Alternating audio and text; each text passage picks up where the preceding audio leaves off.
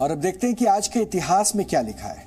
वर्ष 1899 में आज ही के दिन स्वतंत्रता सेनानी और क्रांतिकारी उधम सिंह का जन्म हुआ था। जलियांवाला बाग हत्याकांड का बदला लेने के लिए इतिहास में उधम सिंह को याद किया जाता है। वर्ष 1919 में जब अमृतसर के जलियांवाला बाग में जनरल डायर के कहने पर निहत्थे लोगों पर गोलियां चलाई गई, तब उधम सिंह वहीं पर मौजूद थे।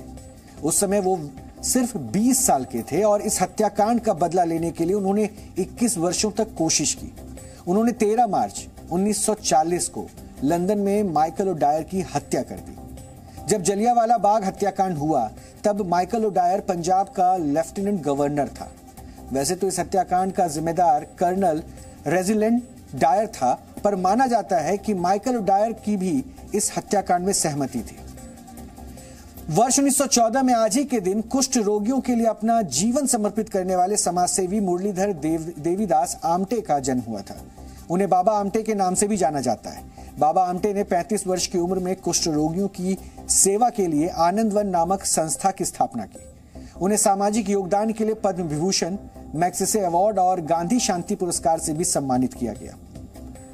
वर्ष 2004 में आज ही के दिन हिंद महासागर में भीषण सुनामी आई थी और इस सुनामी ने Bharat, Sri Lanka, Indonesia, Thailand, Malaysia और मालदीव समेत कई देशों में तबाही मचाई थी, जिसमें लोगों को संभलने का मौका तक नहीं मिला था।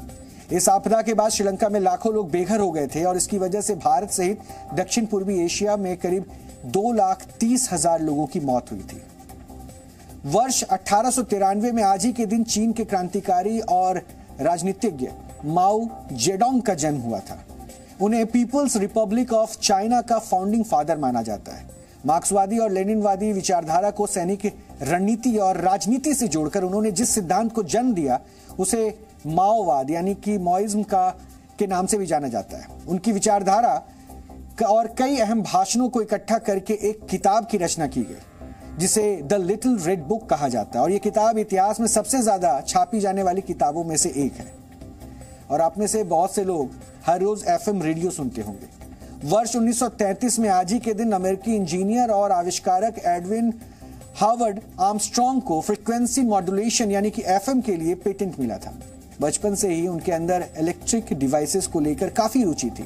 पहले विश्व युद्ध के दौरान उन्होंने अमेरिकी सेना के सिग्नल कॉर्प में भी काम